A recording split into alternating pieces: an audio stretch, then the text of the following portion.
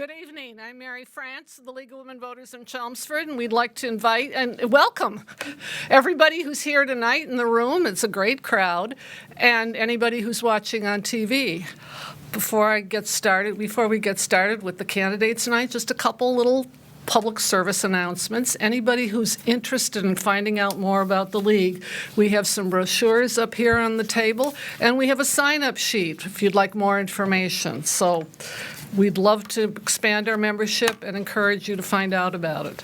The second thing is, on Wednesday night, 2 nights from tonight, the Chelmsford Public Library, as part of its Civic Engagement React program, the library, in collaboration with the League of Women Voters, is presenting the author Barbara Berenson, who will be speaking about her book, Massachusetts and the Women's Suffrage Movement, Revolutionary Reformers.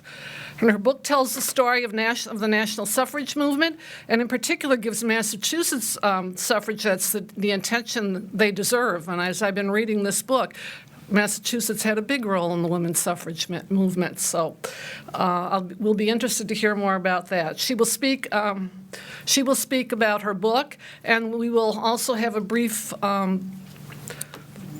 remarks about how the suffrage movement led to the formation of the League of Women Voters. So that should be an interesting evening. The program starts at 7 p.m. in the McCarthy meeting room in the library, and I invite everyone to join us for this informative talk. So with the public service announcements out of the way, I'm happy again this year to introduce Ellen Hardy of the Westford League, who will be our moderator for tonight's debate. Thank you. Thank you, Mary. Thank you very much for being here, and also for those who are watching at home. The format for this evening is that we will first go over the list of people who are running for office who are not contested offices, but some of those people have chosen to come. And we will give them an opportunity to introduce themselves to you. So those positions are 2 candidates for a school committee running for 2 seats, Maria Santos and John Moses. Maria, I believe, is here this evening. Thank you. Why don't you come up while I read the others? John Moses has asked us to read a statement because he's not able to be here, and I will read that after Maria speaks to you. For Planning Board, there are 2 seats and 2 people running.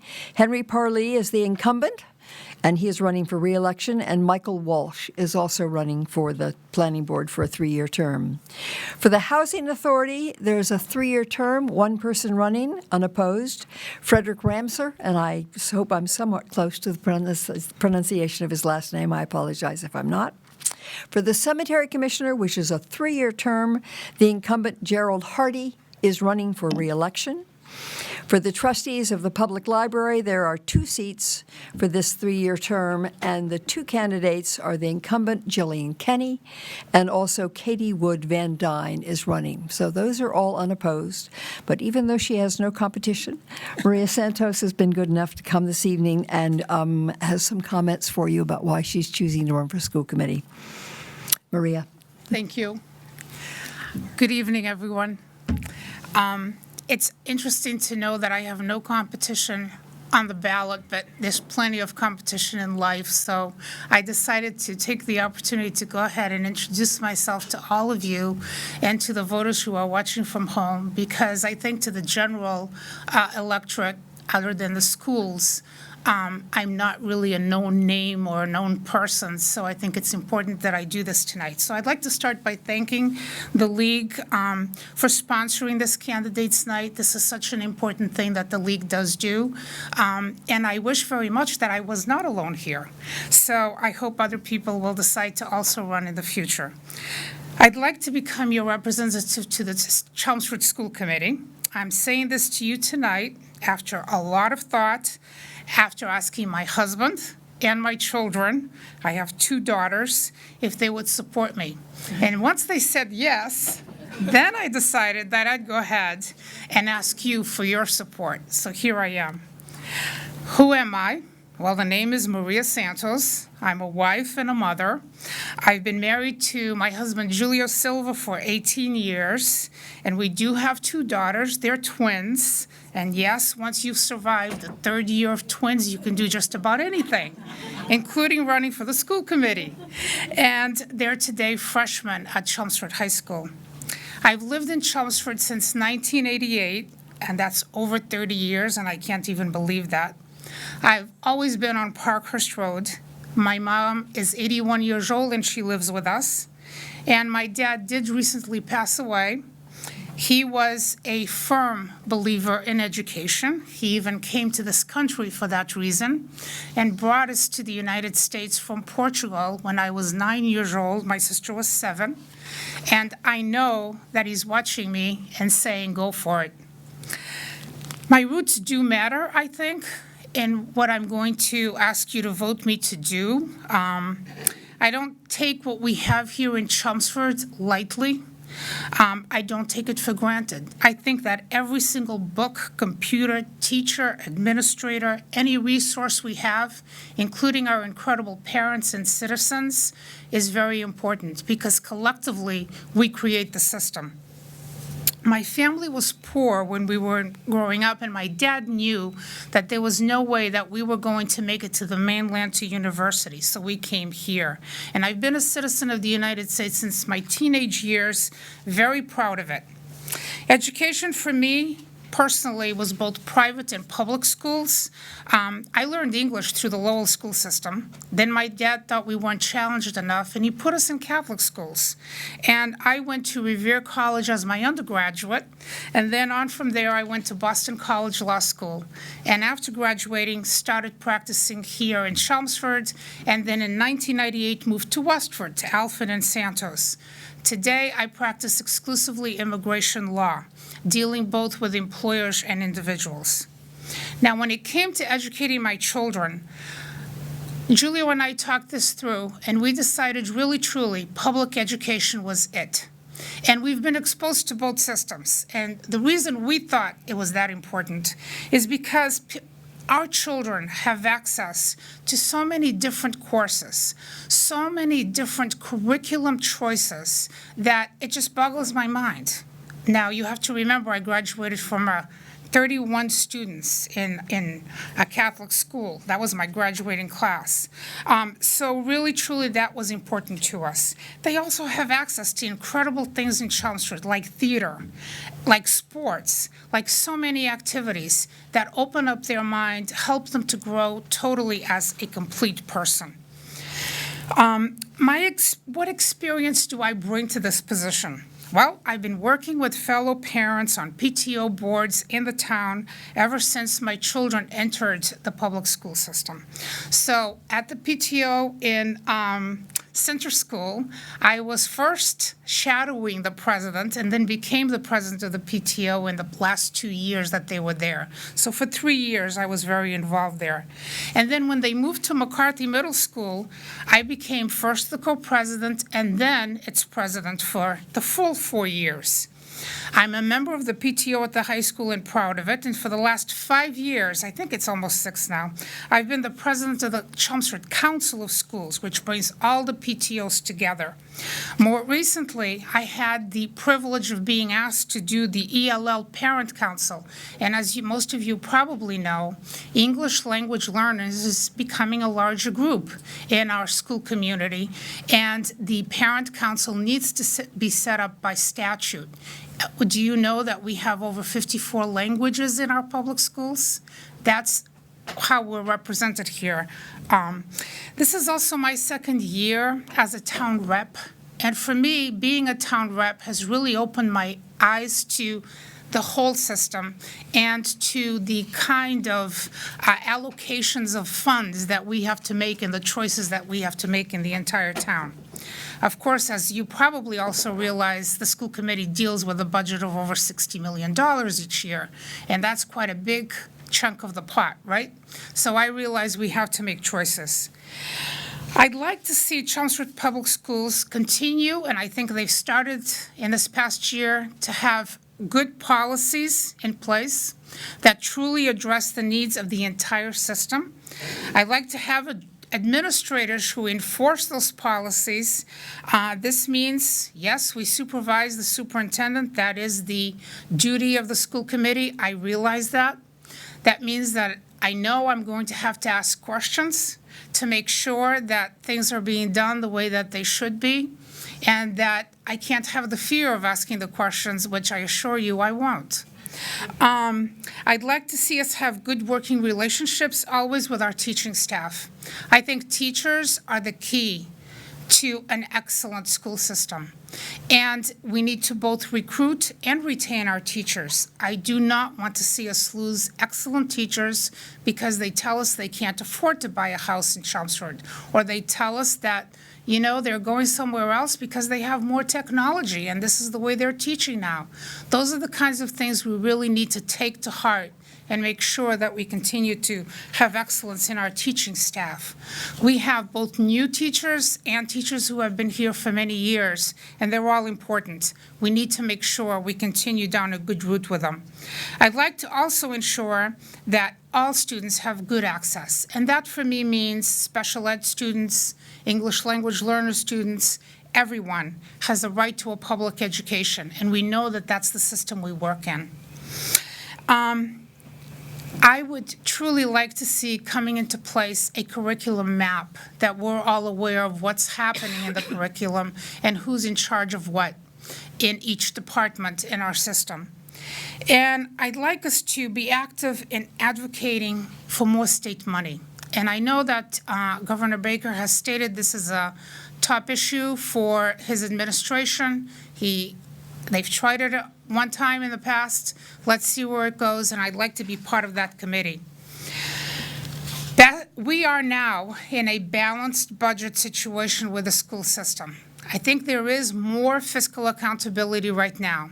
I think this is the perfect opportunity to continue and forge ahead into a better, even more excellent education system. And when I did Town Talk, he really asked me an excellent question, which is, why are other systems around us, like Westford and so on, known so much better for the product they produce? I really think we don't tell our story fully and well, because we have some incredible students who come out of this system, and we perform at the top when it comes to our students. So I'd like to see us do that a lot better. Communication. What I promise to do, I'll listen to adverse views and keep my mind open. I'll be active in the committee.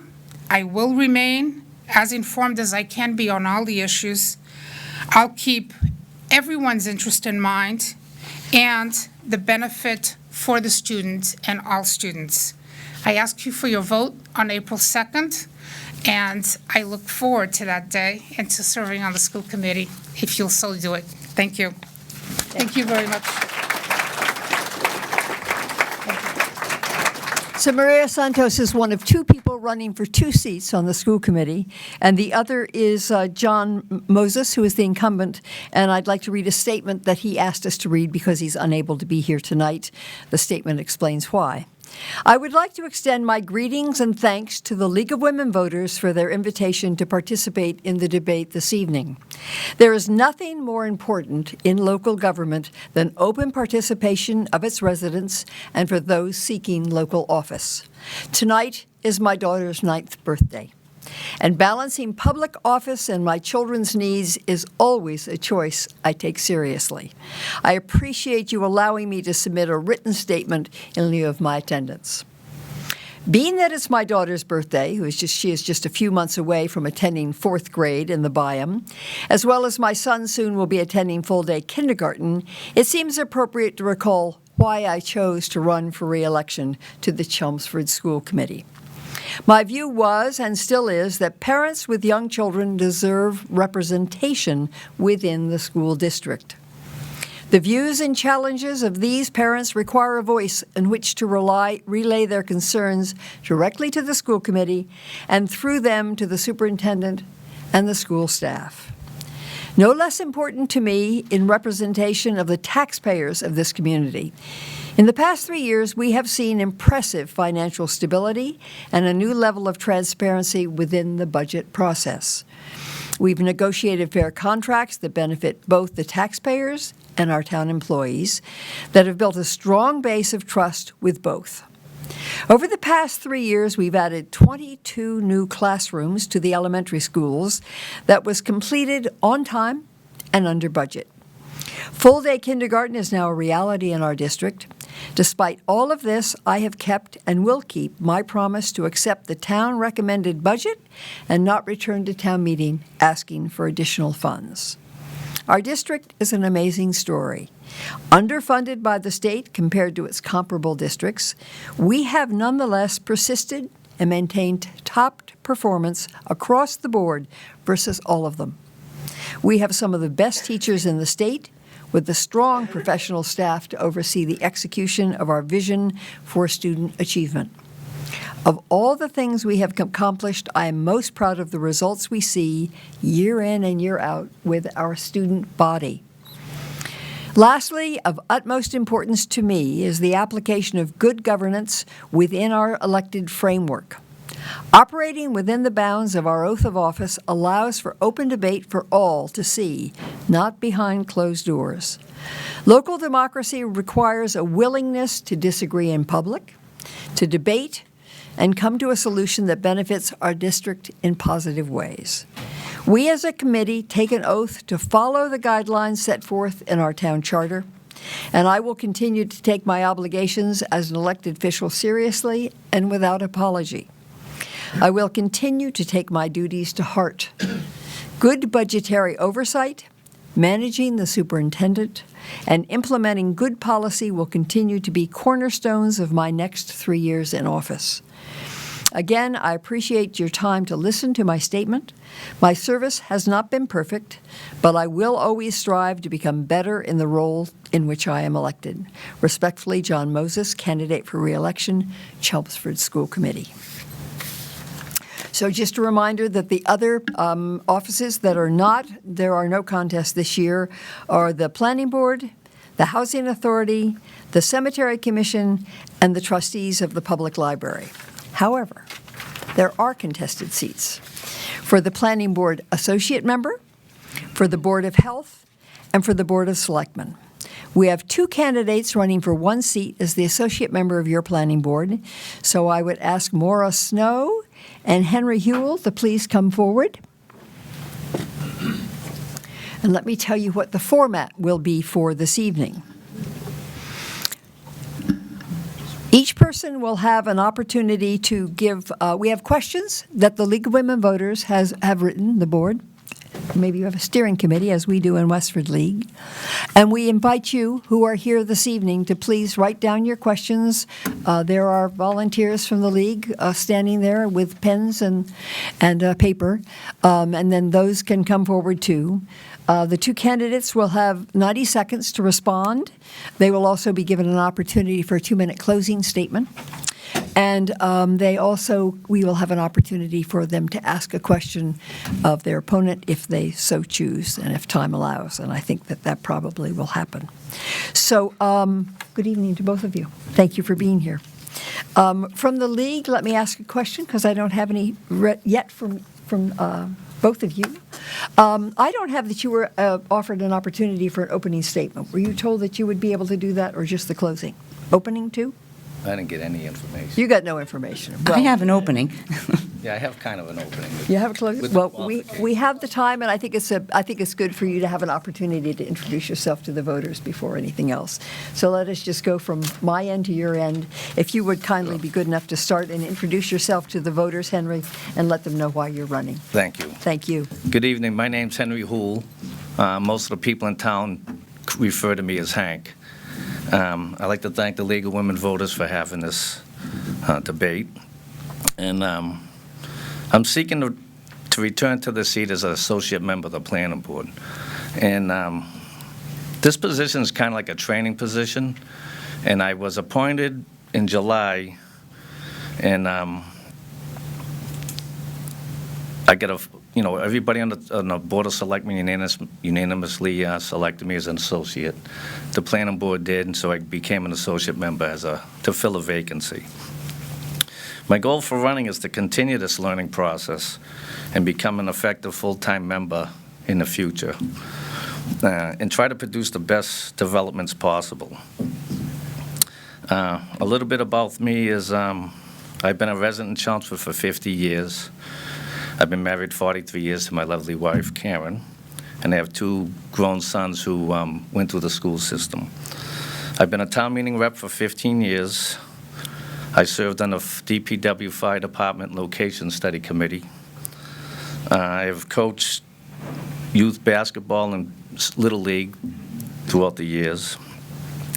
I am a proud Vietnam vet, and I have been a member of the Chelmsford Fire Department for 29 years, and I have since retired as a captain.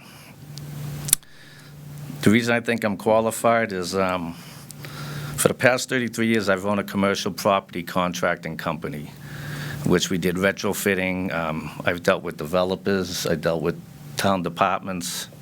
I know how to read site plans, construction plans, so I think that gives me a little edge with reading the plans. It's a lot of work when you get a packet and you have to read the applicants, the special permits. There's a lot to get involved in it.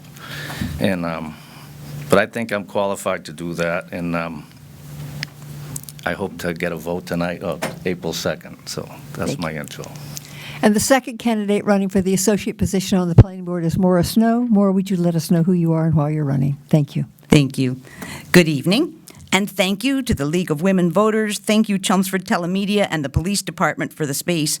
Everybody who's here, thank you. And watching on television, YouTube, or however else you watch debates. My name is Maura Snow, a Chelmsford resident since 1997. I am a candidate for the 2-year Planning Board Associate position. I currently serve on the board of Chelmsford Telemedia. My husband, Doug, and I have served the community as Cub Scout leaders and on the Chelmsford Friends of Music board while our 4 sons attended Chelmsford Public Schools.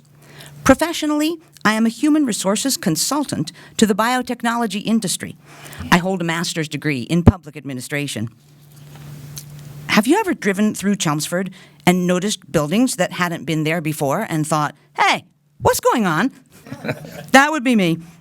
Building has gone on in and near my own neighborhood, and until the thing was almost complete, I really wasn't paying attention. Running for office seemed like a good way to start paying attention and to be available for others who wonder, hey, what's going on? When I saw there was an opening on the planning board, I decided to go for it. As a candidate, I bring the pride of place that comes from having selected Chelmsford specifically to be my home over 20 years ago. As a newcomer to holding town office, I bring curiosity and the willingness to ask questions about the things I need to understand better. As a human resources professional, I bring the experience of listening to concerns and weighing those against the rules. If the rules do not support the petitioner's request, I like to be sure they understand why and where they can go to petition for changes in the rules. I hope the voters of Chelmsford will allow me to bring these same attributes to the planning board. Thank you. Thank you both. We're now going to go to questions, and I've been asked by our professional timers that you perhaps pay attention to them. That's you. We do have the luxury of time tonight because there are only the 3 offices, but still, in terms of the schedule that we have, it would be wonderful when Tom flashes his signs to pay attention. So I thank you for that. Maura, let me start with you with a question about why it was that you chose to run for the associate position and how you envision that position in terms of the entire planning board and what your role would be if you're elected, please. I love the fact that there is an associate position. This assumes that someone is coming in without experience and will learn as they go. I feel an associate position is a great idea for any board, anywhere. And I've just been interested in the building that's been happening, in what's going on in housing as it comes in. Of course, the planning board is only responsible for 2-family homes and larger and other developments. But I have a real concern that my kids, who all went to school in Chelmsford, be able to buy homes here, come to live here. My son, who is a high school teacher, cannot. My son, who is a chaplain, cannot. And it would be great if there were ways that they could afford to live here.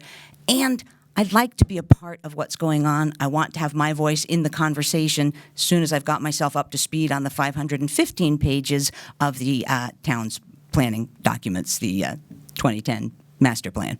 I'm working on it. Hank, and for you, what do you see your role as an associate member, and why have you chosen that position to run for, please? Well, like I stated, I got appointed as an associate member. I've been doing it for 8 months, and it is a training position. It's a lot to learn. You know, you got to know the planning board's goals, rules and regulations, where to look for zoning, and, you know, other things like that. I can, as an associate, you can vote on special permits and fill in when there's a full member that's absent or a conflict of interest. And I envision, like, running to be a team player and help give the planning board integrity in the future. I want to become a full-time member, you know, hit the ground running. So I want to get an extended learning period. That's why I'm running again for an associate position. Thank you. Do you think the process that is in place at the moment that the town follows when there is a proposed zoning change in our town is sufficient, or do you think it should be changed? And we'll start with you on this one, Hank. I think the process is, sometimes, in my slight experience, it comes to the planning board at the 11th hour, and, like, we'll use Route 40 or whatever. You know, they come in and say, we want this, we want that, and we have to figure out what's going on.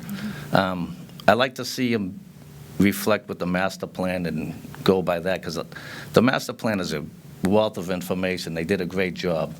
And we'll use Route 40 again, for example. In 2010, they mentioned Route 40 to rezone it and look into it, and nothing was done till that whole debacle that came. You know, we had the contractor coming in, and it wasn't pleasant. So I think we need to have more interoperability with the selectmen and the other departments. Thank you. Maura, do you think the process works well now, or do you envision some changes in the process that the planning board uses to go through their reviews? In terms of process, I am not familiar enough with it to comment. I have downloaded all 161 pages of the zoning bylaws, but that's one that I will add to my list of questions I need to learn as I go. Thank you very, very much. What do you see? We'll start with you more on this. As you've looked at the planning board and considered running for this position, is there one important issue that you see before the planning board that has drawn your attention, and what might that be? Well, what is current right now is the Route 40 situation. I've been able to attend 2 planning board meetings where it was discussed, and I was also able to attend one of the citizen committees on Route 40, which I think is awesome that we have citizen committees that come together of the residents and people that live in that area. There's a lot of concerns out there and a lot of different ways of addressing them. There are people who wish to remain and have that be their home forever. There are others who wish to be able to sell their property and leave and feel that, you know, different zoning, maybe industrial or others, would be advantageous to them to be able to sell their houses. So there's a lot of listening that needs to be done and learning. Mm-hmm. So that is the one that I would mention that I'm most aware of. Thank you. Hank, in your 8-month apprenticeship, is there one issue that stands out for you as being the most important one before the planning board and your involvement in it, please? My biggest one would be to update the zoning map, which hasn't been updated. So when you know, if you go to town hall, look at the zoning map, you might be deceived and thinking you're safe, but you're not. And along with that, I'd like to see on the assessor's database where you look up your property, they should have probably a 2-mile radius with the zone, so you know there could be possible development. You know, because a lot of abutters aren't aware of the property that's 2 streets down, and all of a sudden there's a big apartment there, and they had no clue it could have happened. Mm-hmm. Thank you. Let us now see if you have questions. Actually, does the press, Margaret, do you have a question for the planning board? Margaret Smith is here tonight from the Chelmsford Independent. We're grateful to you for coming every year. Thank you so much, and thank you for the League of Women Voters hosting this event, and to Ellen Hardy for moderating it. A question for both of the candidates. Assuming that you're elected or, to the post, what do you think is the first challenge that you'll face, and how will you face it? Let's start with you on that one, Maura. Do you see as the first challenge as you sit down at the table at the first planning board meeting? I think the first challenge is the language of the planning board. So many acronyms and ways of talking about zoning. For me, the challenge is seeing what's current and then diving into the bylaws, into the master plan, learning what I need to learn, and asking questions of others. The learning curve is huge for me and is my biggest challenge. What I bring is a willingness to learn. Thank you.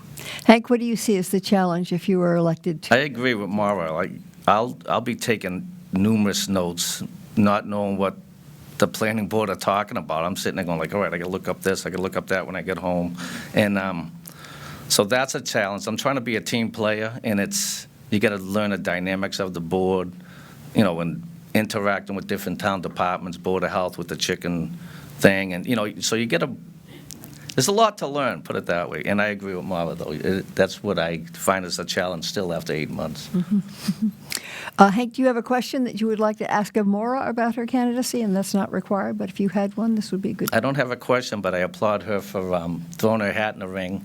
We need more people like her to, join the bandwagon here and help the town succeed. And you can't just sit home and lay back and then get upset of the way the town's turning out. So I applaud her for running. Thank you. Maura, any questions that you would have for Hank? He has 8 months of experience here. Yeah. That you might be able to dive into. No, thanks, Hank. Mine is more related to Chelmsford as a whole.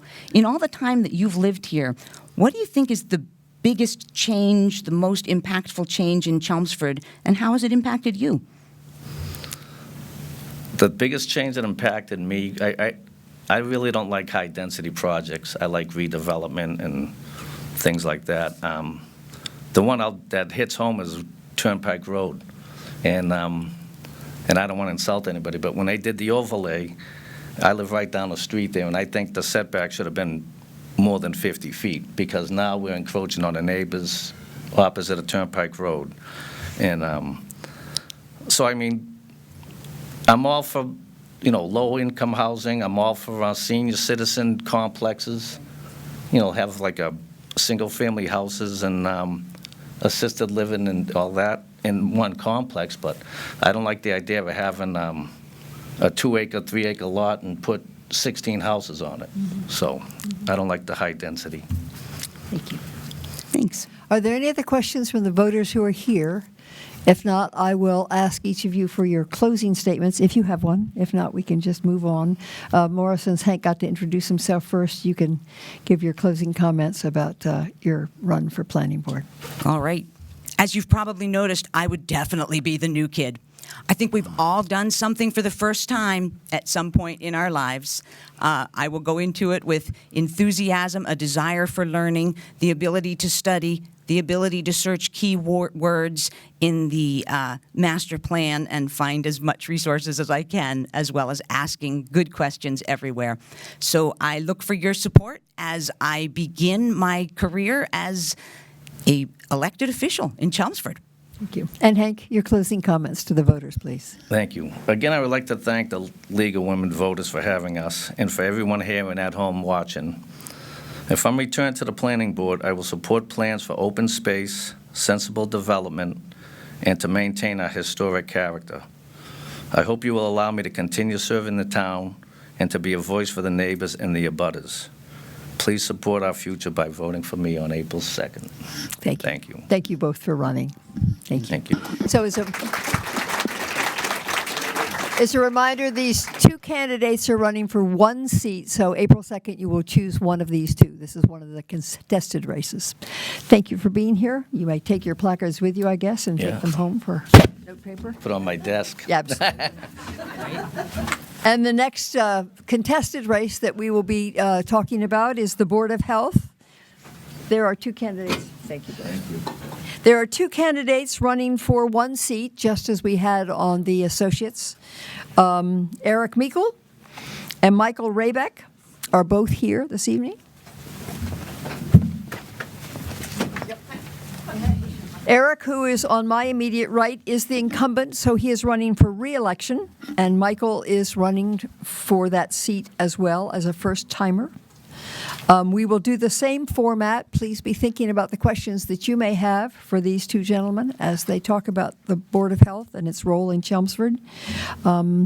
So if we could, Eric, just because you are closest to me, would you please introduce yourself to the voters and tell them why you're running for re-election, please? Good evening. Thank you first and foremost for the League of Women Voters for inviting us here to this forum so we can engage the community in these discussions. My name is Eric Meikle. I've lived in Chelmsford and practiced for about 21 years now. My wife and I have mostly been active in areas of medicine, arts, education, and women's issues. She gets all the fun stuff. And we raised our kids here. And I guess in terms of how I ended up here and why I'm running for re-election is that for at least the last 40 years, there has been a physician on the Board of Health. When I was recruited, I was told that for living history, they've tried to maintain a physician, a lawyer, and a public works officer so that, we would each come in with our own skill set, and then that would help the board to be informed and to make decisions. For myself, I wear many different hats in the community. I'm currently chief of pediatrics. In that role, I review all the deaths for children over at Lowell General Hospital. I have, recently on the Board of Health, one of the big issues that's been coming out is the idea of emergent infectious diseases. And these are, for our community, mostly things like measles, typhoid, and listeria. And I have been, Sue Rosa, the director's point person for how to address these issues. When we had the first measles case in the community a couple months ago, by the time I got the phone call from her, I said, I've already heard from three people, and I was at that point talking to the state epidemiologist because they didn't have enough vaccinations, and I was the one that they were asking to coordinate how to get these from the other physicians in the area. For these efforts, I am the 2019 Community Clinician for the Year for the Massachusetts Medical Society's Middlesex North District. And, I think that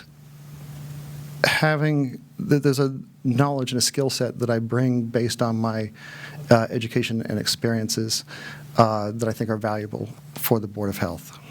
Thank you very much. And Michael Raybeck, can you tell us who you are and why you're choosing to run for Board of Health in Sure. Chelmsford? I'm Mike Raybeck, Precinct 1 town meeting rep 10 years, also on the planning board nearly 10 years, currently running for the Board of Health by background in education. I'm an attorney. I'm also an engineer. I have a master's in engineering management, and I've enjoyed both, although I do primarily engineering. My profession is medical equipment testing, both hardware and software, and I enjoy that quite a bit. Dealing with the FDA is, as I'm sure you know, can be quite an experience. But why I'm running? I've been observing the Board of Health over the last 6 months, and I've noted several rough patches having to do with process and administration. Now, let me be really clear. The health department does a wonderful job day to day. I'm not talking about that. I'm talking about really the management of the Board of Health itself. To be a little more specific, I have some concerns. I'm concerned that the regulatory decision-making is not as based on fact, data, reason, and risk assessment as perhaps it ought to be. I'm concerned that conflict management, which I can tell you as chairman of the planning board, is never, ever easy. Seems to have been a bit of a problem over the last 6 or 8 months. I'm concerned that the process hasn't been as open and transparent as it should be, and I will say that's not necessarily the fault of the Board of Health. Most people just don't know the Board of Health is there and meeting once a month, and I think a little more noise could be made out of that.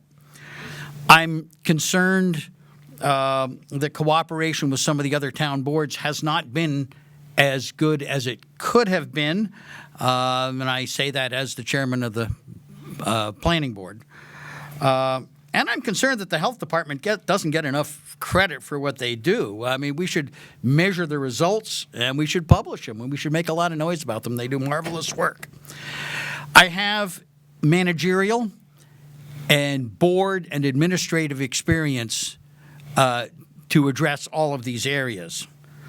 And let me note just one thing about the Board of Health that many people don't perhaps realize. It's independent, rather like the school board. It manages its own people. It has managerial, regulatory, and educational aspects. They really do a great deal, and I suspect I will dig into that when the questions come. Thank you. So we'll then give you a question to start in that direction. This is from one of the voters who's here tonight. Considering the growth of the population of the town of Chelmsford and the fact that the Board of Selectmen was once 3 members, do you think it's time to extend the Board of Health to 5 members? Yes or no? And why? Yes, start with you, Mike. Well, first, yes, I think it's a marvelous idea. Let me also point out that the size of a Board of Health is set at 3 people by Mass General Laws, Chapter 111. Now, I have been considering the possibility of some kind of home rule petition to increase that to 5. I think 5 would be a better number, but right now, as I read the statute, that's not immediately possible.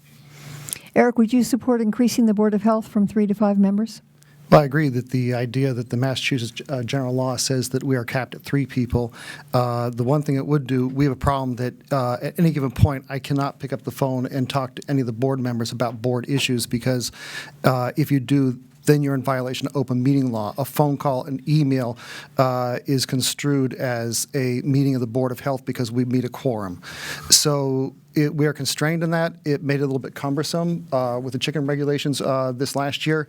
That basically each meeting we threw something out there. And then we had to make amendments to sort of get it to what address the concerns of both sides. But by the same token, if there were more people, one thing that it would do is it would also mean that you'd be able to have more voices in there. It wouldn't just be 2-1 for every decision. Thank you. Eric, for you, how do you perceive the Board of Health and the Health Department working together? Do you see any need for change or improvement, or is it a good arrangement? With the Board of Health working with the staff in the department, in the health department. I believe that's what that means. We've had a fantastic relationship. Okay. Basically, they do the day-to-day. They do a lot of the education stuff like that. There's things that, I'll sign for vaccines. They have, various programs. They also go out and do the inspections for the hoarding and such. This, last cycle that the chicken issue became, huge in the papers. But there's an awful lot of other functions that the Board of Health does. When we meet once a month, the primary function is to review what they have done and essentially approve it. And then beyond that, doing the regulatory, rewriting regulations when things come up. Most recently, pools, the marijuana, the chickens. There's a number of things that have come up over the last year. Thank you. Mike, although you're not on the board yet, as you perceive it, the relationship between the Board of Health as the policymaking group and as the staff, do you see that working well for the town of Chelmsford or see any need for improvement? Yes, I do. And I will say I haven't seen that relationship as close up as Dr. Mickle has, of course. On the other hand, I've dealt with all of the people in the health department, and I've got to say I'm very, very impressed. There's some very good people over there with considerable dedication to their mission statement, which, by the way, you ought to go read. It's on the website, and it's a very good one. Mike, do you believe that the Board of Health has sufficient resources from town meeting to enforce the health bylaws? And if not, do you have any vision for improving the situation financially? I can't answer that definitively, but I have a suspicion that they're running a little bit short. They just did add an inspector last year. I think it was fall town meeting, wasn't it, that we added that? But I know that the department has also been rather overloaded dealing with animal permits. And I suspect that they could use a little more help. But that's something that's going to have to be dug into if and when I actually get to the Board of Health. Thank you. Eric, as an incumbent, do you see this funds being sufficient, or are there additional services that you'd like to see the Board of Health provide? I think that with the addition of an inspector, we were a little bit short that we could get the restaurants appropriately inspected, but going out and doing re-inspections of chicken coops and such, that was falling behind. I think that currently we have a good number. Sue Rose, the director, as I said, is very efficient running it, and I think they've gone through most of the reapplications They have. To date already. So I think we're at a good point. Margaret, do you have a question for the two candidates for the Board of Health position, please? Certainly. Margaret Smith of the Chelmsford Independent. Thank you. And actually, to you, Madam Moderator, if I may, given that we seem to have a little bit of extra time this evening, is it possible to allow 2 questions? That is definitely possible. Okay, great. Okay, thank you. Here's my first question to both of the candidates, and it concerns one of what I think is a compelling public health issue that we're facing, and that is about communicable diseases and contagious diseases. Tell me what each of you is going to bring to the table, both in terms of identifying what are the compelling contagious diseases that need to be looked at and addressed most closely, and what the Board of Health and Health Department need to do in terms of public education, as well as the managing of the pathology of these diseases. Eric, can we start with you on that, and then we'll move down the table to Mike? So in terms of infectious diseases, what I bring, I've been vaccinating kids for, 21 years. That, like I said, I actually am the person who reviews all pediatric deaths over at Lowell General Hospital. I have the phone number of the state epidemiologist. I can talk to them. I can talk to Lowell Community Health Center or any other medical institution in the area. And it really helps to be able to sort of coordinate. There's things that I'll know before the department knows. There's things that I can't tell even the department because of confidentiality. But I can make sure that those issues are addressed. In terms of specifically which ones are coming up, I think a lot of it ends up being general prevention, vaccinations, et cetera, because, we didn't really know that typhoid was going to pop up 2 months ago. We didn't know that measles was going to pop up, 3 months ago. We didn't know listeria was possibly in the area before that. And as these things pop up, it's a little bit hard to go out and do a educational campaign in order to counter it. It is easier to try to make sure that good systems are placed and that we, work through quarantines or other mechanisms to control. I think the other part of the question was, how do you communicate this information to the public when such a situation arises, Eric, as the Board of Health? So, historically, it's really dependent because you don't want to cause a hysteria. You want people to take reasonable measures. And in some cases, the better way to deal with it is to contact the individuals. That if you know that the index case came through Lowell Community Health Center's waiting room and that they were there for a 2-hour period, that it's identifying every single person that was there and then identifying all their secondary contacts to make sure that all those are addressed. And then through regular media to make it generally available to the information to the community, but you aren't necessarily going to go out to a full education of the community. Okay. And Mike, your thoughts about the role of yourself as a member of the Board of Health when a situation comes up of a communicable or an infectious disease, and then also how that information and what you know is communicated to the residents so they're aware of the situation. Okay, a couple of things. First of all, I would have to agree, of course, with Dr. Mickel, who knows a good bit more about much of this than I do. But certainly, general dealing with matters of health rather than necessarily specifically pointing at typhoid, which just popped up, or listeria, which just pops up, things that happen somewhat by surprise, is probably an overall better strategy. In particular, though, I think we're all aware of the concerns that have been going around the country about lowering rates of vaccination, and that concerns me. That concerns me here. I think we're probably a lot smarter about it than some people were out in Washington State, who are now all got the measles. But I think we need to make a lot more noise about that. And in fact, under Chapter 111, the Health Department has some fairly strong powers in that regard. And we need to take a good hard look at that. So that was the first half of the question. And the second half? If it was how you let the community know what is going on without creating the hysteria that Eric referred to, but keeping people informed and knowledgeable about their health and the situation in the town. Well, I'm going to have to say that's a heck of a good question, and one which well deserves an answer. It does need to be publicized, and we do need to be more public about what the Health Department and the Board of Health does. But I'm not entirely sure I know what that mechanism ought to be. However, that needs to be investigated. It needs to be thoroughly investigated because the word needs to get out. Thank you. Margaret, you have a second question? Yes, I do, to both candidates.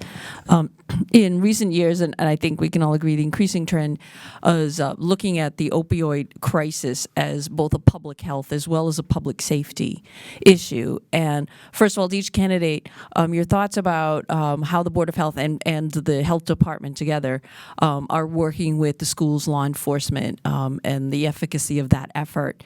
And if there's, and what each of you, again, would bring to that effort, both to prevent further cases of addiction and to provide help for the people in their families who are dealing with those addictions. Thank you. Mike, can we start with you on that, please? Yeah, I'd love to. Well, it is extremely important, and our health department does do some work in that area. I've had some conversations which lead me to believe that some members of the health department think we could do a good bit more, and I would tend to agree with them. It's not at all clear that our numbers in terms of opioid deaths are different in any great way from what you see in other similar communities, and I think we ought to be striving to be better. Beyond that, I think we need to leave, or I would be inclined to leave a lot of the consideration of this to the professionals who are in the health department and are the feet on the ground on this. Thank you. Eric, your thoughts about the Board of Health and the opioid crisis and working with the school department on this as well? So I think that the critical moment for a lot of kids is much younger in terms of being able to intervene. I think that if you wait until after you have a problem, it's a lot more intensive and costly and has a much smaller chance of success. So that your best chance is to get out there and to address it with the children. And one of the problems is that the best time to do so is usually a year or two younger than a lot of parents think that it should be or are comfortable with. And so that going out there and being able to educate the parents first and then the children second, but to get them before they form their own ideas about it. Thank you. I have a question here that's sort of more opinion than question.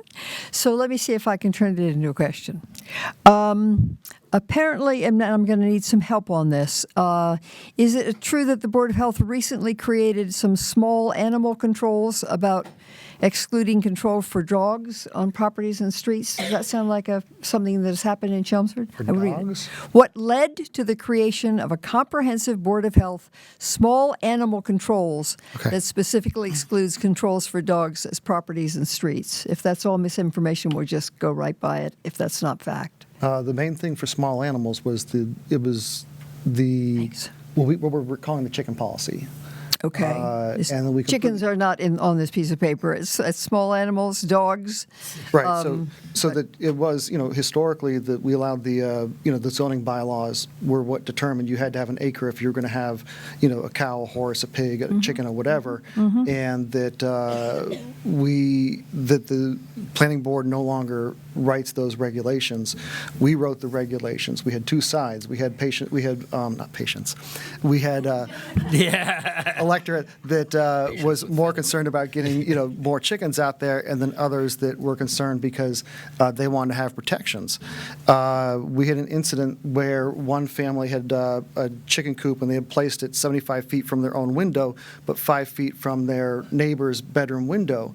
And so that in the regulations that in addition to trying to put things in place to, minimize the number of, accidents with children going up there or potential infections if we had bird flu, so on and so forth, that we wanted to make sure that we listened to the concerns of people who didn't want the chickens, and we put setbacks in there. Okay. So this person is looking what the medical rationale and the risk considerations that led to your final decision. So the medical, there's not a lot of things like avian flu and such out there. There are some diseases, there's some more common diseases that you can actually catch from birds. And so that it was trying to sort of, control that, to also make sure that in terms of the way that the animals are housed, that we don't have like more diseases and such, that the term an attractive nuisance was brought up. There's like a swimming pool that if they don't have fences around them, that children, some children are going to fall in. Likewise, if they see a chicken coop, they want to go play with what they perceive as farm animals. They could cut themselves, whatever on there, and then there's also just the idea that, the smells, like I said, with the bedroom, having it 5 feet from the window and just sort of put a, setback there. And that then protected the rights of the abutters without giving them veto power over their neighbor having a chicken. Okay. Thank you, Mike. You were not on the Board of Health, but it sounds like everybody in Chelmsford followed this I was closely. involved with that one a little Okay. bit from the other side of the table. So, as a member of the Board of Health, Yeah. what do you think were the medical reasons and the risk considerations that should have or did go into that decision by the Board of Health? Put yourself on the board during that time. I will do that. And Thank you. I think one of the techniques of considering risk and comparing risk is to take the situation that you're trying to deal with and compare it to other similar situations. And dogs got mentioned somehow in that question. I think if we compare the risks from dogs to the risks from small animals, whether they're rabbits or chickens or whatever they be, you quickly discover that the risks for dogs are considerably greater. And yet we accept that some risks like that are part of life. I did not see that kind of risk consideration being done in an effective way when that particular issue was being discussed. As to other medical issues, well, there are certainly medical issues associated with all animals. That includes dogs. But let me make a point here about dogs in particular. There are some separate statutes in Massachusetts that deal with dogs, and so it's not making a direct comparison is not a simple thing to do. Okay, thank you. We'll start with you, Mike. Do you think that the Chelmsford Board of Health has any role or ability to help keep the Chelmsford 495 northbound rest area bathroom facilities healthy? Well, depending on which part of Chapter 111 you look at, they may very well have some rights and even some duties in inspecting the darn things. That is traditionally a public restroom areas is one of the areas that over which the Board of Health does have considerable jurisdiction.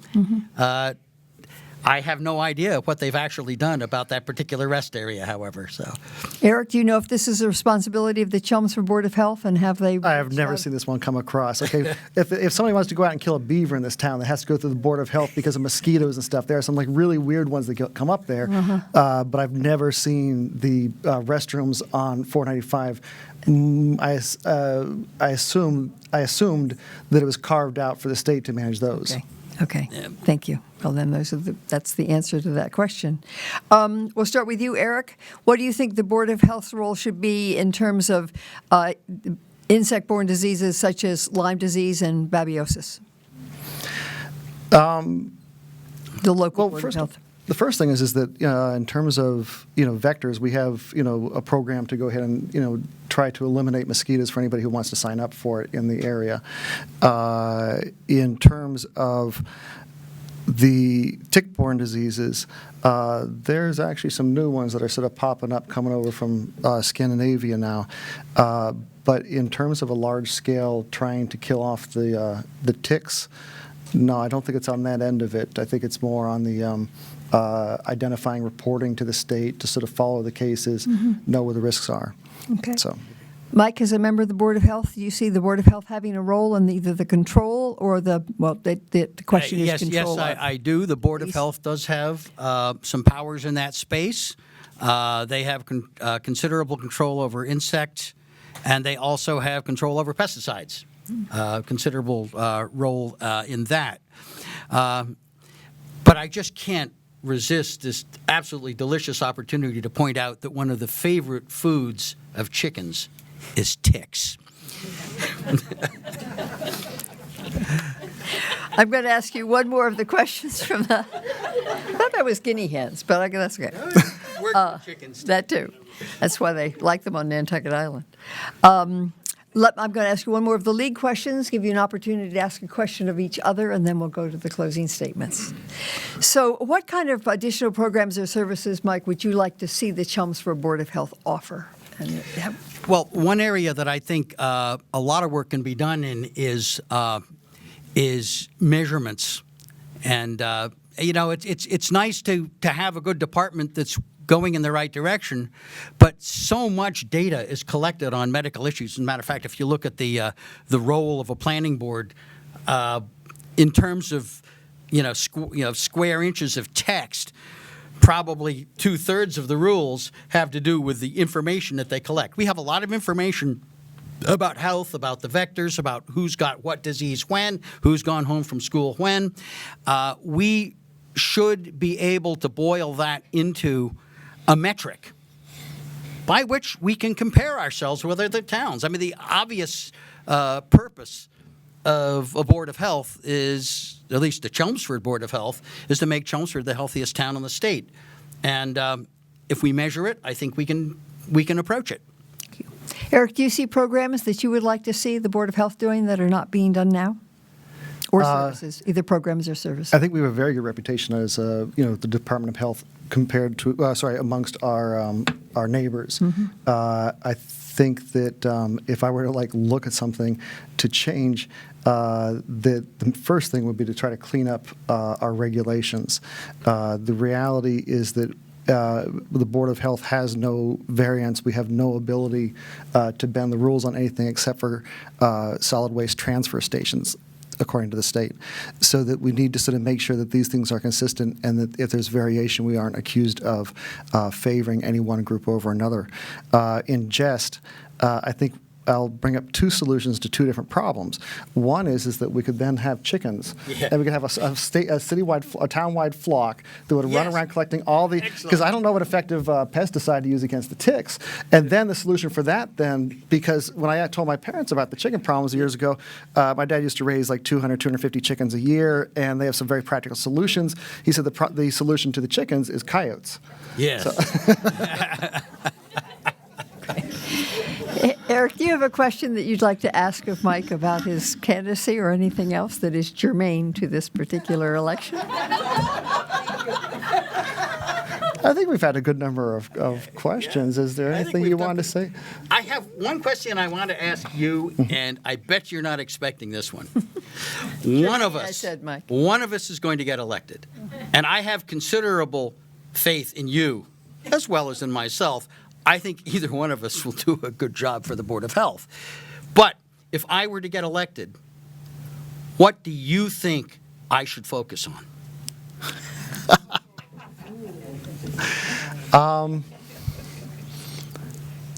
It would probably be the infectious diseases. Yep. I think that's what Sue's been having to Yeah. rely on me the most recently, and compared to Anne Marie, who's the lawyer who's been Right. writing up the regulations, and Nick, who brings in like a wealth of knowledge with everything else, and just making sure that that background is there Okay. for her. So. Well, if I get there, that's exactly what I'll do. Well, that's a very good segue into your closing statement, Mike, if you would tell the voters. Okay. Well, I want to dig just one layer a little bit deeper into some of the things I said at the beginning. Places I would like to see the Board of Health do a little more work. Where the Board of Health can promulgate reasonable health regulations. That's the language right out of 111, Section 31. Reasonable and health are two factors of that, and what the Board of Health does for regulations in any area, animals, swimming pools, anything, needs to be reasonable, and it needs to be related to health as opposed to other things that people might be interested in. I think we need measurable objectives. I mentioned that earlier, and I won't dig further, but it certainly can be done. Rational decision-making based on foundations of fact, research, expert opinion, and experience, and risk analysis is terribly important. And I do a lot of risk analysis as I'm testing and working with medical devices. Like I'm working on an artificial heart right now. It's really cool. User orientation. Having pushed at least one permit through the Board of Health, or almost pushed it through, I can tell you that fairly simple things could be done to the forms, the procedures, and the regulations that would make life a lot easier for the people that have to deal with the health department on a regular basis. And finally, I can bring a lot of administrative capabilities. I have managed. I have been on a number of boards, including what is now the Innovation Academy up there, a national board of an association with 170,000 members. And I think the techniques that I've learned there, I could bring to the Board of Health, and I think they would be well used there. Eric, your closing statement to the voters, please. So I think Ken told me I'm not supposed to say I'm not a politician. I'm supposed to say something akin to I haven't previously been a public servant. I have, as I said, worn a lot of hats, and not a lot of them like go in front of people and like debate things quite like this. I was vice chair over at the PHO when the Lowell General Physician Hospital Organization became the highest quality to cost value in the state. So when it comes to the Board of Health, I think that it's not the Board of Chickens. No. And it's not a board of PR. A lot of it has to sort of deal with how do you keep people safe, how do you keep people healthy, how do you prevent issues that people don't even know that they could, that could come up. And it's trying to mostly prevent those things. I think that there's been examples that I've heard over the last couple of months where people have really focused on the chicken issue, and it keeps coming back to this.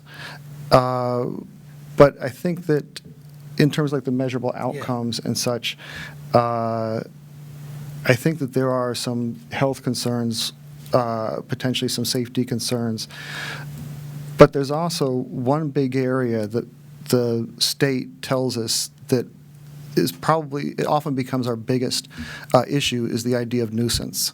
And the idea that some part of this was making sure that avian flu, didn't like surprise us unexpectedly.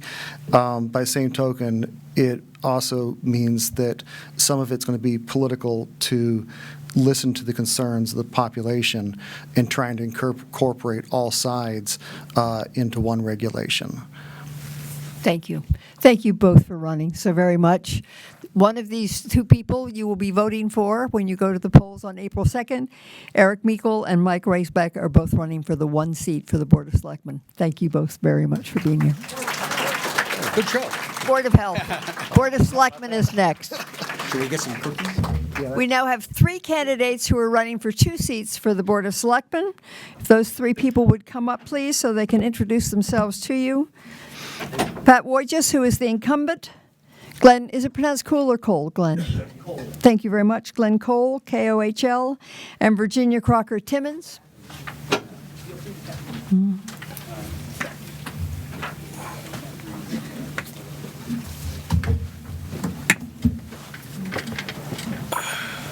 We will do the same format. The candidates will introduce themselves to you. You will have an opportunity to ask your questions. They will answer those, and the League Steering Committee has also created some questions. They can ask questions of each other, and then we will have their questions from the press and closing statements.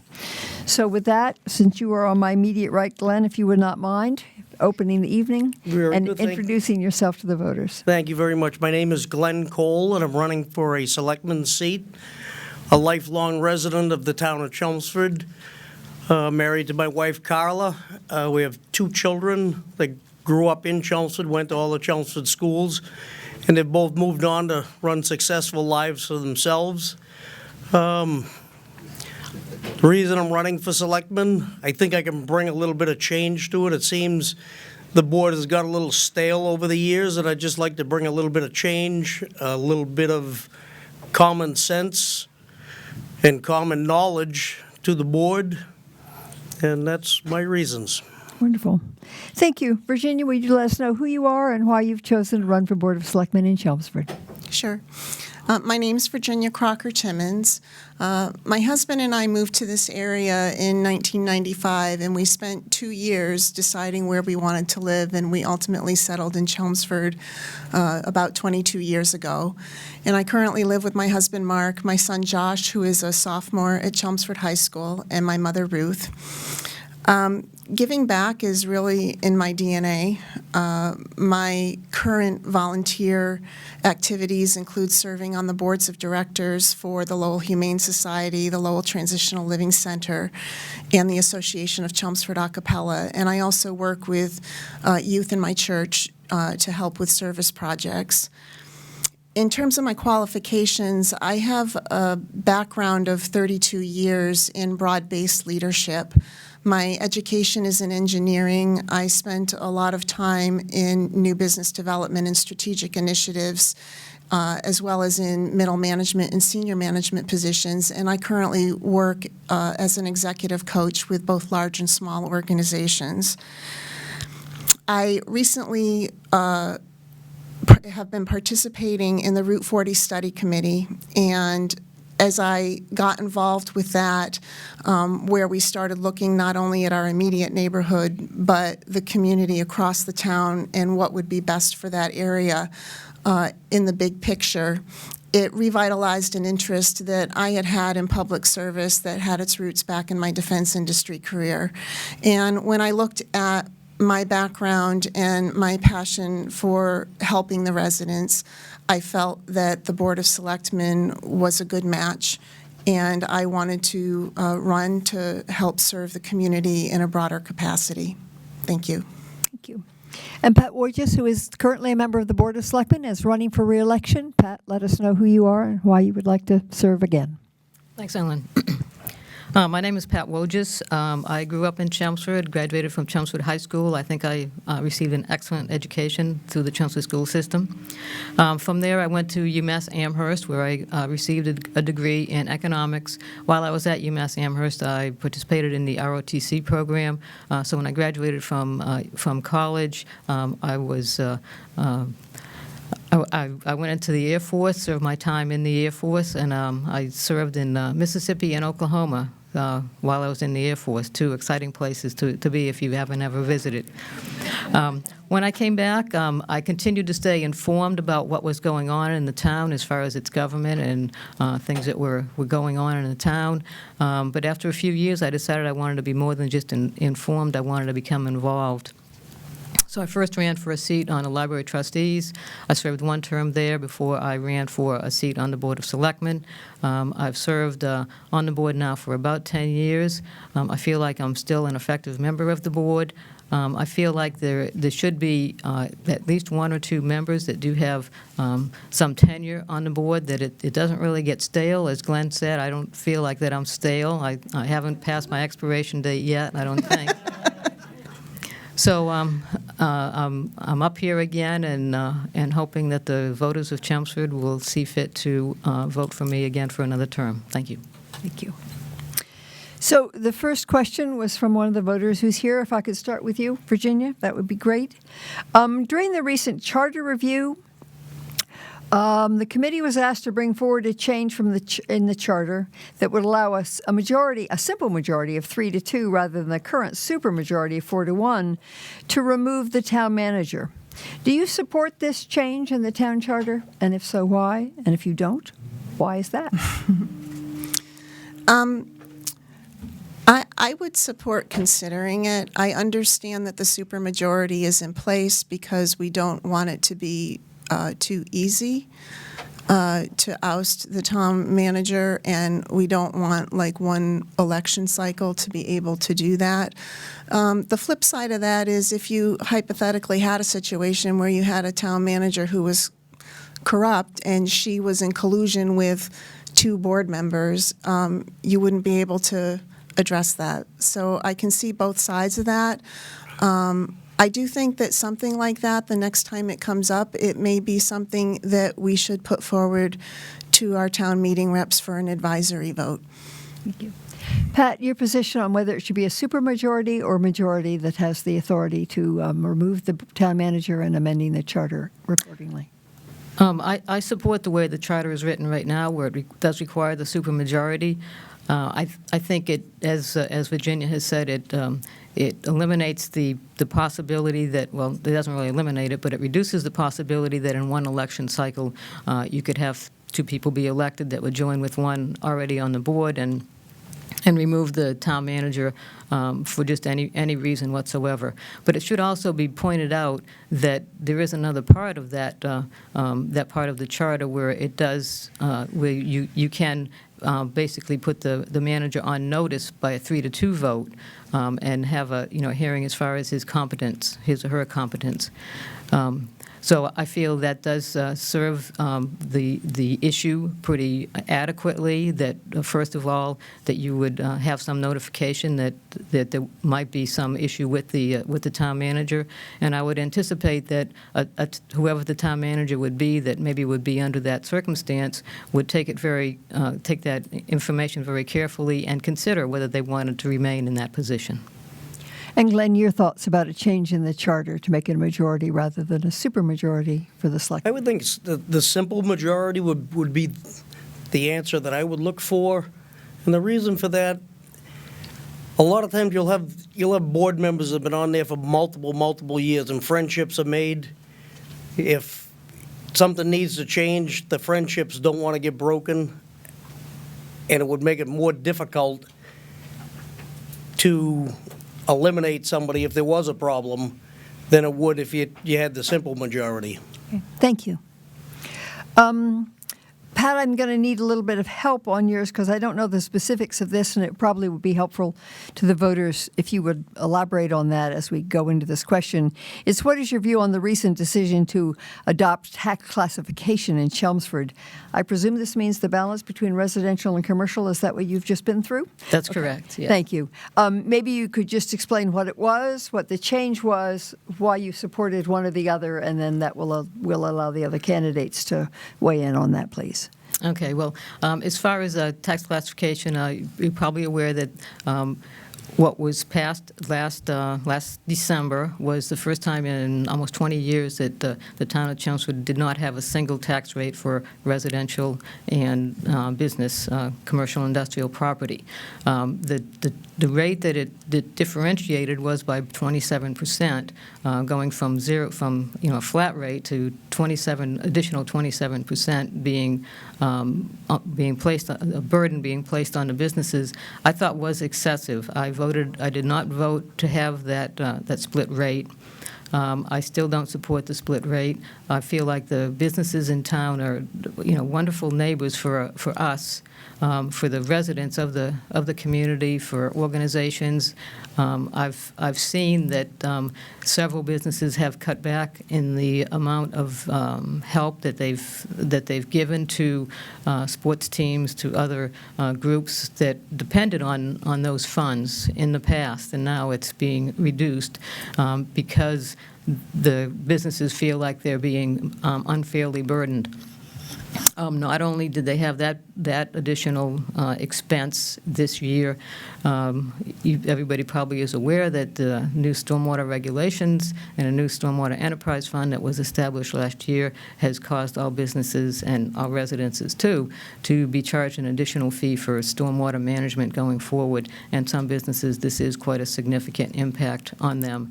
In addition to the other increased rates, that they generally pay a higher rate as for other utilities such as water and sewer. So I was not in favor of a split rate. I do feel it's going to be difficult to try to rein it back in. So if something like that, when something like that comes up at the end of this year, because it is voted every year by the Board of Selectmen what the rate should be, it has to be carefully considered as far as how it can be modified, where it should be modified, and how much it should be modified. Glenn, if you'd been on the Board of Selectmen last December, how would you have voted on this issue, please? Well, looking at it, it couldn't have happened at a worse time. As a planning board member, we had just got done putting up the 129 redevelopment bylaw in, and there was a lot of stuff that I saw. There was a lot of people coming to the table wanting to buy properties and redevelop that whole area, and it seems like once that went through, a lot of them people kind of just slid away on the thing because of the tax increase. Mm-hmm. I think if anything, it should have been spread out over 3 years. If it came back again, I'd definitely look strong and hard at it. To see if there was any other ways to raise more taxes by ways of maybe cutting spending and cutting waste and stuff like that. Thank you. Virginia, if you had been a selectman last December, how would you vote, and how would you vote if you're on the board this coming December? So I think with respect to the tax classification, there was a decision made. I personally don't fully understand why the 27% was selected. When I look at the classification report, it says that most towns who start with tax classification start at a lower level. And the classification report was also inconclusive on what it really does in the long term for your commercial and industrial and personal property base. So my opinion on this is that I think that there are a lot of residents who reached a pain point. In my professional circles, I know that there are a lot of smaller businesses who can't absorb it as easily as the large corporations and larger businesses in town, and now they have their own set of pain.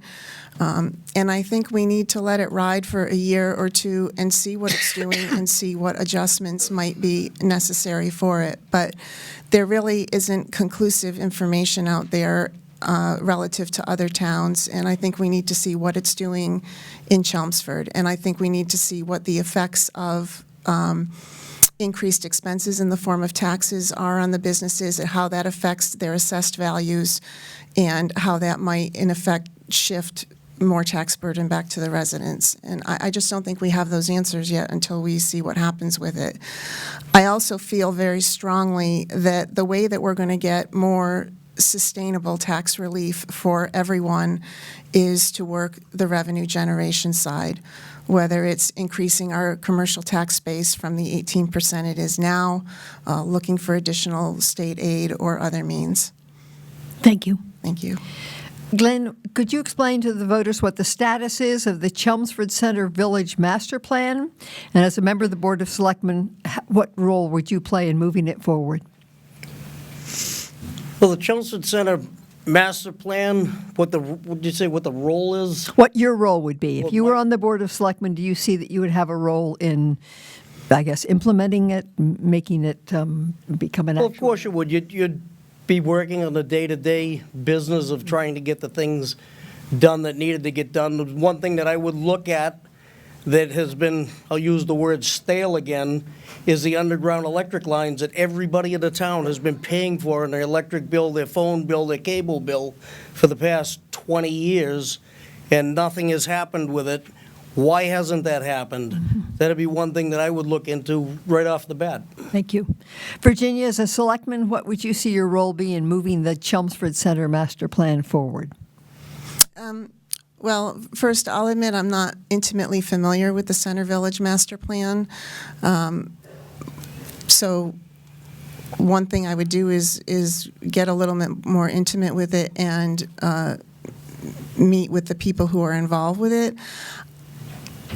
The thing that I see in Center Village that I would really like to work on is, again, trying to help fill some of those empty vacancies. I think it's really hurting our tax base, and it's hurting our commercial tax base to have so many empty buildings in town. And I'd like to work with our town leadership on understanding how we can help to do that, fill it. Thank you. Pat, if reelected, do you see a role for yourself in moving that plan forward, please? Well, I think the Center Village Master Plan Committee did an excellent job in crafting a master plan for that part of town. And some of their recommendations are moving forward. There'll be new wayfinding signs being installed sometime over the next several weeks that I think will help people find, as the name implies, find their way around the center a lot better. Places to park, places to go for cultural events, and so forth. You may also remember that several years ago, when Deval Patrick was governor, there was a $5 million part of a transportation bond bill that was supposedly dedicated to the Center Village improvement. Most of those funds have not been released. It is up to the governor to release those. So I think we need to continue to lobby the governor and the agencies in Boston to release those funds so that we can use them to make the area more, especially more pedestrian friendly, and beautify the area, quite frankly. Virginia, looking long-term in the next 5 to 10 years, but it's only a 3-year position, so you can work toward this. What do you see as the long-term financial issues that are before the town of Chelmsford that, as a selectman, you can help to resolve and work on? I think our longer-term financial issues are back to revenue generation. We've had level services without being able to expand to meet increase in demand. I think that the selectmen should play a strong role in helping to provide a leadership presence with other executives who are looking to come into the 129 corridor.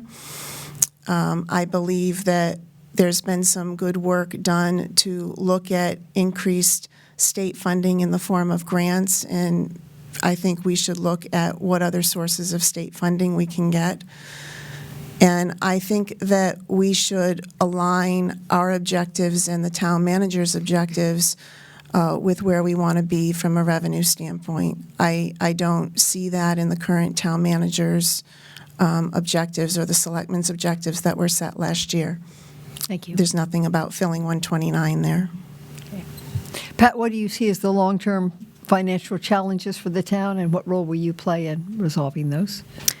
Well, I think one of the biggest things as far as the financial challenges is that there are so many areas where we're mandated to pay certain things, as far as insurance, as far as pensions, as far as the other post-employment benefits.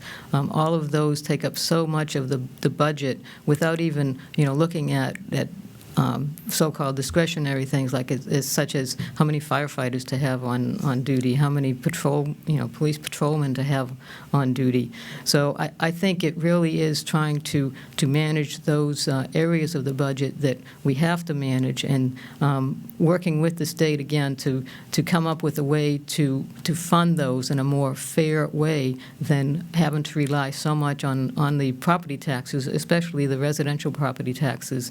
So I would work with our legislative delegation to try to come up with some more local aid. It seems that every year we get less and less percentage-wise to add to our budget, and I think that really impacts what we can do moving forward. Glenn, what do you see as the financial issues that the town has to deal with in the next 5 to 10 years? And as a selectman, how would you deal with them? Well, the one thing that I've heard a lot of talk about is the possibility of a new high school or renovations to the high school. That could turn into a huge financial burden on the town. As far as what would I do to work with that, I think going to the taxpayers for more money where they're already pretty close to overtaxed as it is, I don't think that's a good idea. Going to the state to get more money, well, you're just taxing yourself in a different way because you're going to be paying it through your state taxes. I would try to look more into trimming some of the fat in the town and seeing what we can cut back on to try to be able to manage the money a little bit better and be able to afford our means by ourselves. Okay, thank you.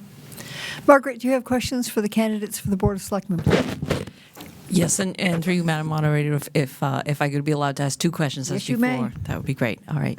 The first question is relative to all of the efforts that have been made, especially into promoting the Route 129 corridor, as part of an overall plan to revitalize the town's business community, including a marketing effort and the enlisting the professional services of a business development manager. How well do you think that holistic strategy has been working so far? And what, if anything, would you like to see more happen in that direction? Pat, can we start with you on that in terms of the effectiveness of the promotion of Route 129? Okay, thank you. I think, the town manager just over a year ago did hire an economic development director. I think she's been an excellent hire. She's done an excellent job as far as marketing the whole town, not just the 129 area, but specific to the 129 area. I think there's a lot more going on there than what people see and what people realize is happening. I've been to several ribbon cuttings and launches for different businesses in that area. I give Lisa Maroney, the Director of Economic Development, a lot of credit for reaching out to the businesses, finding out what we can do to help them, what the town can do to help them to make sure that they stay, to help them grow. Obviously, there's going to be businesses that find it might be more attractive to go somewhere else, and there's not much you can do about that, but still she's doing that outreach, and I give her a lot of credit for that. As far as other things that could help that area, as was mentioned when the planning board candidates were here, it is time to revisit the town's master plan. We possibly will come up with some other innovative ideas, maybe having to do with zoning, on how to make it a more effective and attractive area for businesses. Glenn, how would you make the 129 corridor an effective, live, vibrant commercial area in Chelmsford again? Well, we've already got started on it. As I said before, there's been plenty of people in the beginning diving at the thought of putting businesses on 129, tearing down some of the old buildings that were there, starting new business coming to town. And I think there's going to be a lot more of it. I think everything that we've done so far on a planning board perspective has really helped that along.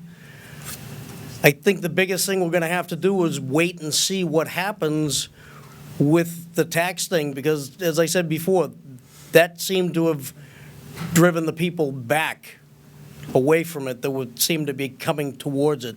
It seemed a lot heavier before that went through. As a selectman, Virginia, what do you see being your role in terms of the Route 128 development? 129, sorry, I'm in the wrong town. I think there was also part of the question about Lisa Maroney's role. Thank you. So I'd just like to echo what Pat said. From what I've seen of what Lisa's done, I think she's done an absolutely terrific job of getting herself grounded and doing outreach and understanding really what it's going to take to fill that corridor. There's three things that come to mind to me. One is, I mentioned before, I think that the Board of Selectmen need to play an instrumental role with the leadership in the town to provide a strong leadership presence with any business and their executives who are looking to come in. The second thing that I would do is, I know that Lisa has some understanding of what businesses want for their employees, but I think we need to maybe look at all the touch points that a business has when they're trying to do business with Chelmsford, including our existing businesses, and really understand what we can do to be more business friendly and pull out the stops to do that. And I think those kind of things are going to drive, if we get informed in terms of those touch points, that's what's going to drive the necessary changes that we need to be a more attractive community. And then the last thing that I would do is, again, you get what you measure. And I don't see anything in the current selectman or town manager objectives regarding the aggressive filling of that 129 corridor. And I would consider putting something in for the coming year for that. Thank you. Thank you. It turns out, Glenn, that people were listening and someone heard you use the term trimming the fat in your previous answer. And they would like to know, and I will ask this also of Virginia and Pat, where do you see that there is fat to be trimmed, and what budgets would you take that out of to save town and the money from the expenditure ledger of the town? Well, it's probably not as much as per budgets. Over the years, there's been things that have been done in the town. One thing comes to my mind is the three-car garage that was built for the library that ran a number up over, I think it was over $300,000 to build a three-car garage by tearing down a house that was already given to a developer to move down the street for $1. He wouldn't have any demolition costs, and the whole things like that, the whole cost of that whole thing could have been avoided way, way, way cheaper. It seems like things like that just get out of control. And there needs to be somebody in there looking at stuff like that saying, hey, wait a minute, we can't be doing this. This doesn't make any sense at all. Virginia, as you look at the Chelmsford's budget, do you see a place that there are fat to be trimmed that you would recommend as a member of the selectmen? So as I've been coming up to speed on the budget, what I have seen and heard is our budget's really tight right now. Like I said, we've have had level services for years. We've got a lot of demands, and where you're gonna trim, if people don't want to cut services, I don't necessarily know where you trim. What I would do from a process standpoint is, if we needed to take a reduction in the budget, I would challenge the different department heads on where they thought they could take a challenge. I would look at things like the capital budget. And, are there any creative things that we can do there? For example, my understanding is we take vehicles off the capital schedule and replace them based on time and use. Well, could we look at it more in terms of, actual use or mileage? Are there creative things that we can do that would help extend our resources still in a very effective manner to do what we need them to do, and without posing safety or other risks? So those are the types of things I'd look at. Pat, as you look at the budget, do you see places that fat can be trimmed and save the town some money on the expenditure side? Well, I guess it depends what you define as fat. I think one person's fat might be another person's necessity. As far as number of employees, number of staff within the town. Right now, that's about the same as it was probably 10 years ago. In 2008, you may recall, there was an override on the ballot that did not pass, and because of that, there were significant cuts that were made across all the departments in town, and we're just now getting back up to where the staffing was before those cuts were made. So I think that kind of shows that those increases, those staff increases, have come gradually. And a lot of them have been mandated either by state or federal regulation. So it would be good if the state or the federal government would help fund those mandates that they hand down to us, which doesn't always happen. So there's not much we can do about those. And some of the things that maybe have been added recently, also quality of life issues. I guess we could, eliminate the lifeguards at the beaches that, like we did several years ago. I think that's something that nobody in this room or in this town would like for us to do, because they serve an important purpose in town. So things like that. As far as the capital, I think part of that has to do with maintaining the facilities in town. I think the facilities department does an excellent job in maintaining those facilities so that we don't have to come to the taxpayers for new buildings on a regular basis. So it'd be very difficult to find fat within the budget right now. Thank you. Margaret, I'd like to get back to you for your second question of the selectmen, and then we'll go to questions among yourselves and closing statements. Thank you very much. My second question relates to the future of the former UMass Lowell West campus property, and the town was not successful in getting the right of first refusal on that property. So what, if anything, do you see the town as having a role in shaping the future of that property? I think we're at you, Virginia, for the first answer, please, about whether the town has a role in the redevelopment of that former education campus for ULowell. Yeah, I mean, I think the town should try to work in partnership with whoever acquires that property. My understanding is that there was a committee to start looking at a vision for that area, which included senior housing or some type of senior living community. I think that maybe one thing the town could have done was to be a little more proactive in looking at how to set up the zoning and other things so that a developer coming in could implement that vision more quickly. But if that is the vision, I think the town needs to look at not partnering, but having a very strong relationship with whoever buys it to help implement that. Thank you. Pat, as a selectman, what is the role of the town and the Board of Selectmen in that property, please? Well, at this point, I guess the Board of Selectmen really does not have a specific role. As Virginia said, probably zoning would play more of an important factor as far as what the property itself is worth at this point. There will be an auction on April 6th to sell that property. It will be interesting to see how many people come out and what the property is sold for, and what the expectation is, whoever buys that it will be used for. If it's for single-family homes, then that's what it's zoned for right now, so that would not require any rezoning. If whoever purchases it would want to do something else, they would have to obviously come before town meeting and make their case for what they want to do and how they want to do it. It is unfortunate that the town was not allowed to have a more prominent role in the disposition of that property. But again, we have to follow the rules and the regulations as they're passed down to us. So that's how it'll have to go from here forward. Glenn, is there any role for the town now that you don't have the right of first refusal? Well, now that the town does not have a right of first refusal on it, it's going to, like Pat said, it's going to be going up for auction. It will be coming back to the town. It'll be going back towards the planning board. And the planning board already has stuff implemented for big properties like that with our inclusionary housing bylaw.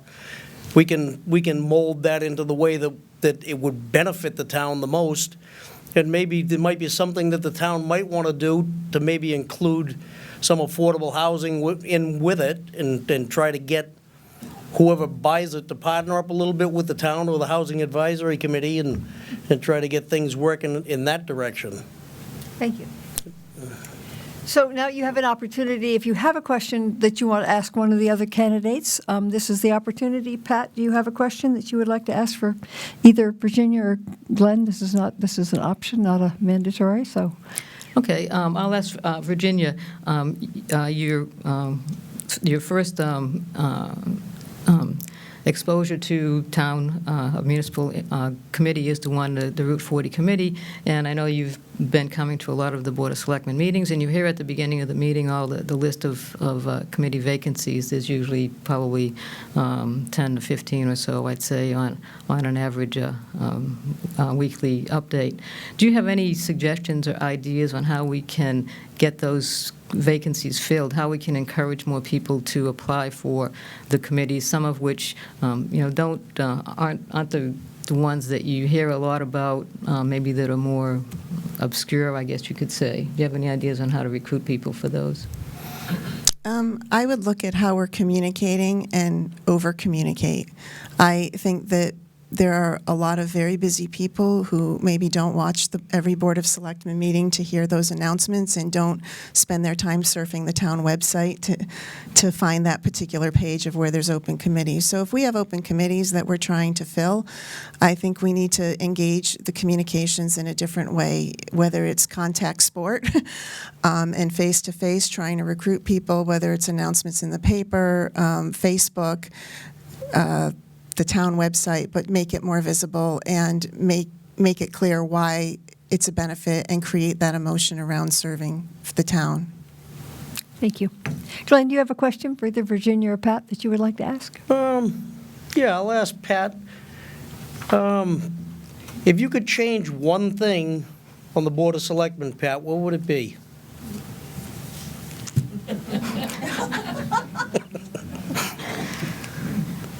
Wow, that's a tough question. If I could change one thing on the Board of Selectmen. Boy, I really don't know. That's a really interesting question. And I don't have an answer for you. I really don't. Sorry. Something to ponder as you doze off. Right, I will have to ponder that one. Virginia, do you have a question either for Pat or for Glenn to close that part? I'll give Glenn one since he hasn't had one yet. Thank you for equity. Glenn, could you give an example from the last 3 years of a time that you've had to engage with the residents to weigh the options on an issue and how you handled that and what your role was in bringing it to conclusion? As a planning board member, do you mean, or Sure, or other. I usually listen to the people. I try to figure out what exactly it is that's trying to get done. I'll go through the books and look and make sure that everything that they're trying to do meets with the criteria of what they're trying to do, and I'll weigh it out, and we usually have discussions back and forth with other board members, and we just try to make it all happen to the best of our abilities. Thank you. Okay, now I think it's time for you to, if you have closing statements, and since we opened with you, Glenn, we'll go down to the other end, Pat, and if you'd give your closing statement, and we'll work back in my direction, if that's fine with all of you. Pat, Oyjen? Thank you. I want to thank Ellen Hardy for being such an excellent moderator. I don't know how many years you've been doing this, but you continue to do an excellent job. And I want to thank the League and Chelmsford Telemedia for being here and the full house. This is really good to see so many people here this evening. My name is Pat Wojcik. I'm the first name on the ballot. First time I've been the first name on the ballot, so I'm happy about that. I've been on the Board of Selectmen now for about 10 years. I feel like I have the experience to continue being on the board. I think I'm an effective member. I work well with my colleagues. I've worked over those 10 years with about 17 other members of the Board of Selectmen, which I think is quite extraordinary. I think that indicates that very often we do have members of the board that serve just one term, which is fine. We need to have a lot of diversity on the Board of Selectmen, because if everybody felt the same way about every issue, there'd be no need to have 5 members on the Board of Selectmen. So I want to thank Glenn and Virginia for running too. They both bring other perspectives would bring other perspectives to the board. Again, I'm the first name on the ballot, so I respectfully ask for one of your 2 votes for the Board of Selectmen on Election Day, April 2nd. Thank you. Virginia. Thank you to the League, everyone here, and the viewers at home for the opportunity to participate this evening. Having lived in Chelmsford for 22 years, I am honored to be running for the Board of Selectmen. With a master's degree in electrical engineering, I eventually spent most of my corporate career working in new business and strategic initiatives, a few years in profit and loss running programs, 10 years in middle management, and 12 years in executive management positions. After my defense industry career, I founded Soundboard Advisors, where I work with individuals and organizations to maximize their potential through business and executive coaching. In my professional and volunteer activities, I've applied my leadership and critical thinking skills to guide companies and nonprofit organizations through complex and dynamic situations. I believe these same skills and perspectives will help Chelmsford address the challenges of its future. My volunteer participation on the Route 40 Study Committee has given me a unique opportunity to understand the needs of not only the nearby neighborhoods, but the community as a whole. I am committed to increasing outreach and transparency in government through strengthened leadership for the people, which I believe includes 5 essential elements.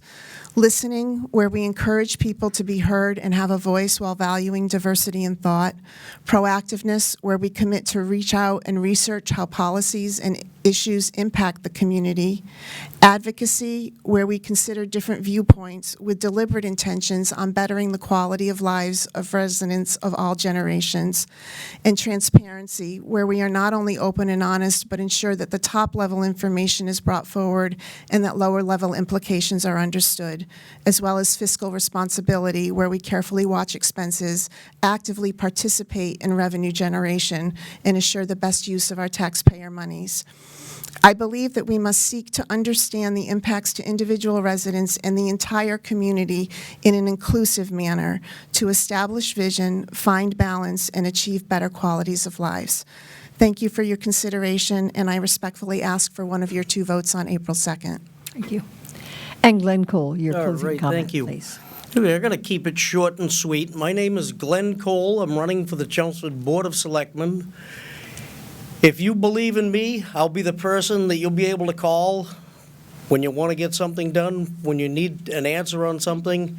I will put 110% into every bit of it that I do. And I'm going to respectfully ask for you to go out and vote number 1, and please put a vote in for me if you feel that I'm worthy of it. Thank you. Thank you. Thank you to the 3 of you for taking the time to run for public office. We're very grateful.